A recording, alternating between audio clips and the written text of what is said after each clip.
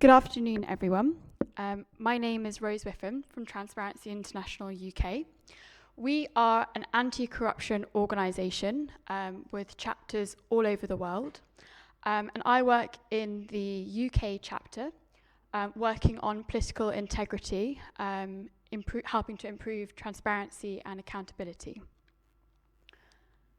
So, I want to start this presentation sort of at the end of the story, which is this case, as you can see this headline, which is that the extended producer responsibility fees were delayed an additional year, and DEFRA, which is the Department for Environment, Food and Rural Affairs in the UK, delayed these fees, citing inflation concerns. So, what is the extended producer responsibility fees? So, it's a policy aimed at shifting the cost of dealing with plastic waste onto the producers of the plastics.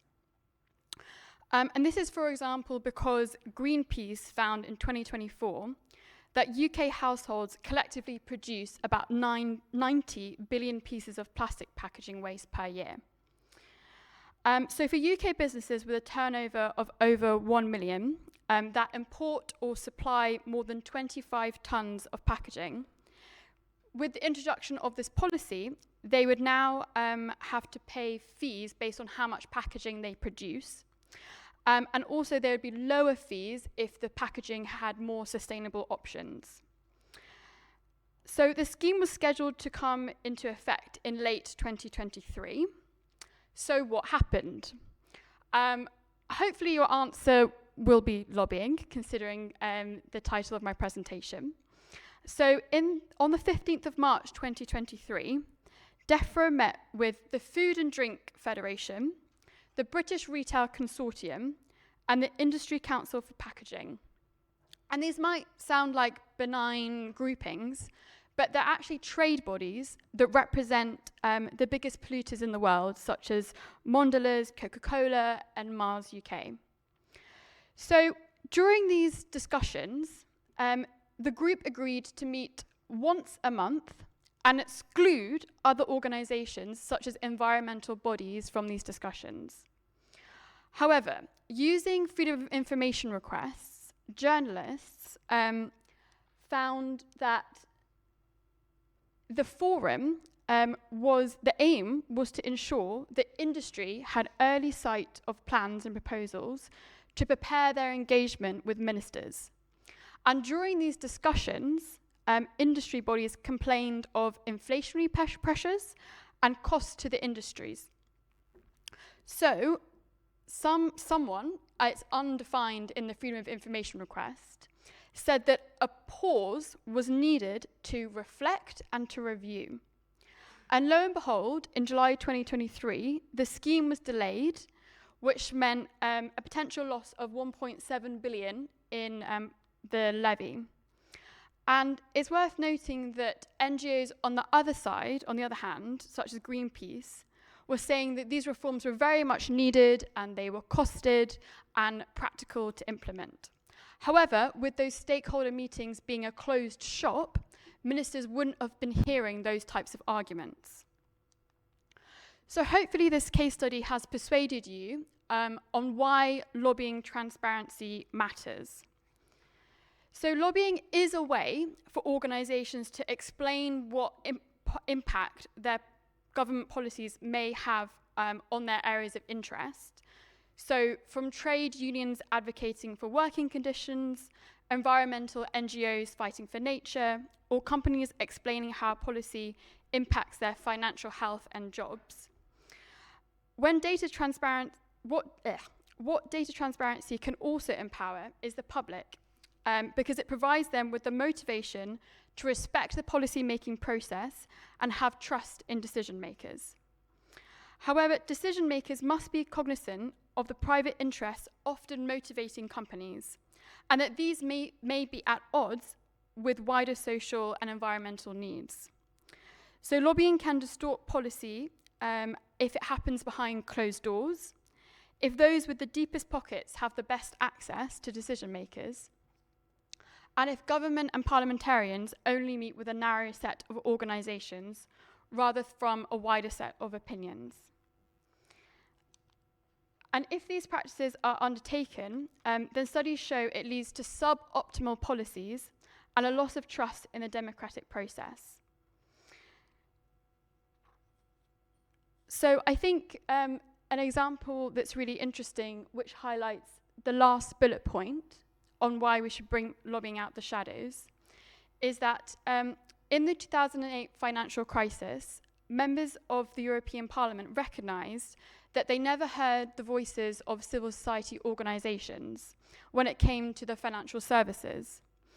The publication of meetings, however, created that realisation, and the European Parliament called for financial support for NGOs in this field, which as a direct consequence created Finance Watch, a CSO working in the field of financial services. So, with this in mind, Transparency International UK created the Open Access Lobbying Transparency Tool. So, although in both Scotland and in the UK, the government does publish lobbying transparency data, it is, however, published in a very inaccessible way. So, to give an example of Westminster, we have over 20 different departments. Each department publishes the meetings of the department's ministers' meetings with lobbyists. And that means you have over 23 different publications, and it happens every quarter. So you have about, for every year, 80 different CSV files. So if you're trying to say, okay, how often does Coca-Cola meet with UK ministers, you'd have to look through every single one of those 80 different files. So we created this to be more user-friendly, so you can just use the top left search banner here, and you could just type in Coca-Cola there, and it would come up with all of the results of the meetings. So we've been running this tool for a couple of years now, and we've been introducing new features, and I wanted to talk about a new feature today, which we introduced recently. And it's using the power of AI to actually categorize all the meetings that we have. So as you can see, we have almost 150,000 meetings. And we've categorized them into 4 different categories. So we've got climate, health, defense, and housing, because we see these industries as sometimes having an outsized influence on policy-making processes. And we used AI and a large language model to categorize all the different meetings. And we also added Scottish meetings recently as well. So you can see here the results. If I filter by climate, you start to see, meetings with Octopus Energy, meetings with EDF about nuclear power, and that equates to about almost 8,000 different meetings. So we thought with this new feature of open access, we would put it to the test, and we would do our own analysis about climate lobbying in Scotland. And why Scotland? It's sort of has a very unique context in that historically it has been a major producer of oil and gas, and it contributes and is responsible for many jobs. And also Holyrood, which is the devolved parliament in Scotland, also has some devolved powers for managing renewable energy.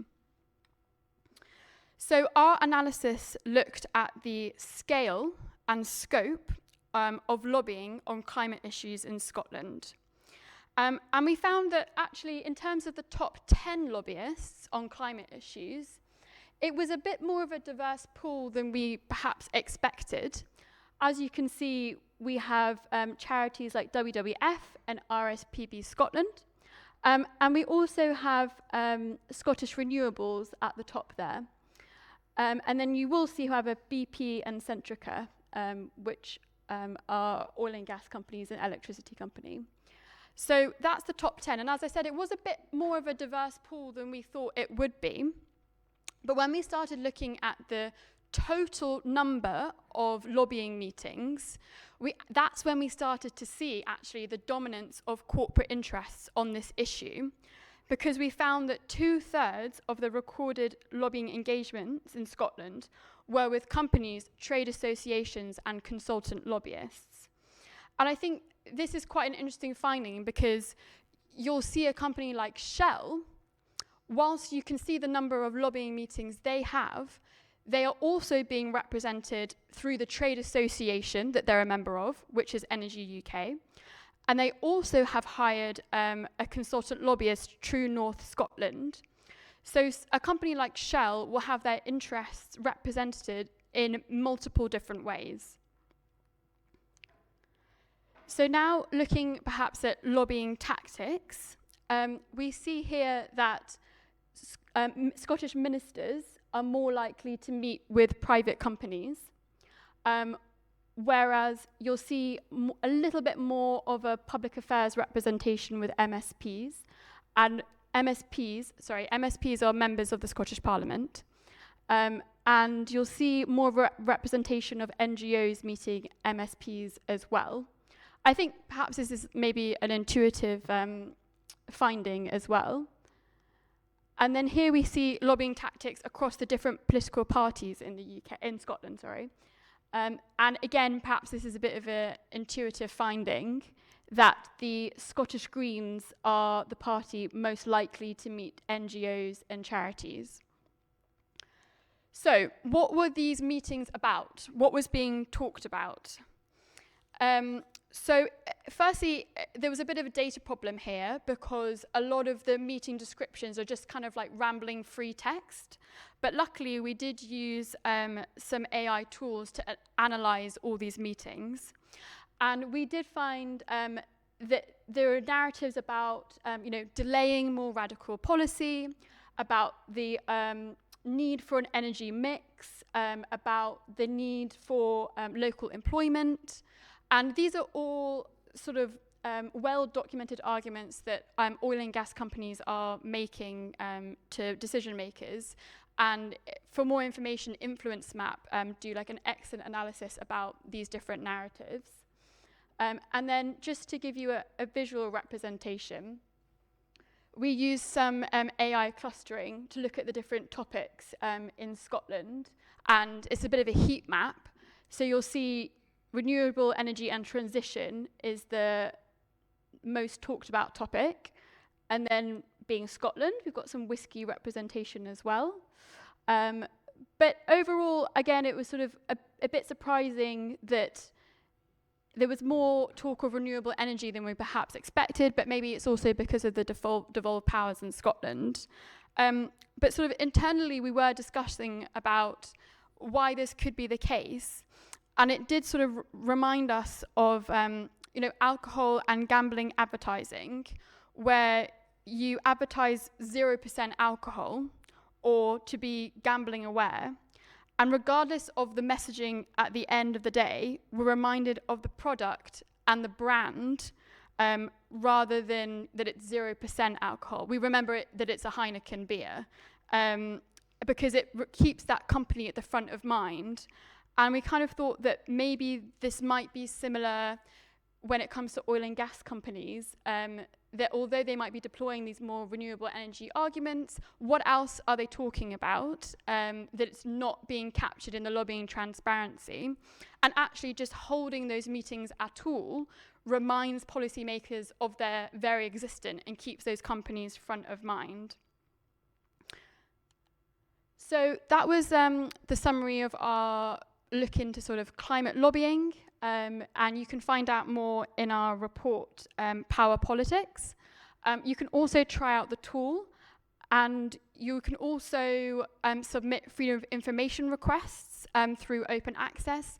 We have like a pre-populated form which makes freedom of information requests on any of these meetings really easy to submit. And also, I would be remiss not to mention that As Transparency International is a global organisation, many other countries also have very similar tools, often called Integrity Watch. And we've got sort of almost 15 other tools in different countries, France, Latvia, other European countries as well. So please do check them out if you're from any of those countries or have a particular interest in them. And that's all from me. Thank you very much for listening.